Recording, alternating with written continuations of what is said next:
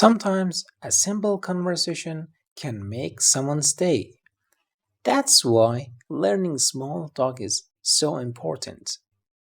Small talk means short, friendly conversations.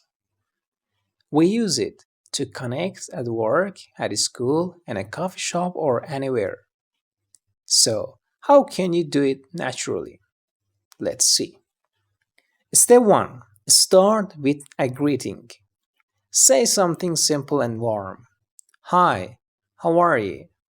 Hey, how's it going? Good morning. A smile and your voice makes a big difference. Step 2. Talk about easy topics. Choose something everyone can relate to. The weather, work or study, weekend plans, hobbies, or even coffee. For example, it's a beautiful day, isn't it? Do you work around here? What do you like to do in your free time? Step 3. Keep the conversation going. Show interest and ask short questions. Really? That sounds fun. Oh, I didn't know that. What kind of music do you like? Step 4.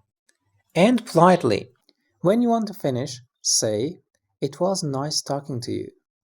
Hope to see you again." Remember, a small talk isn't small. It's how big friendships begin. Practice one small talk today.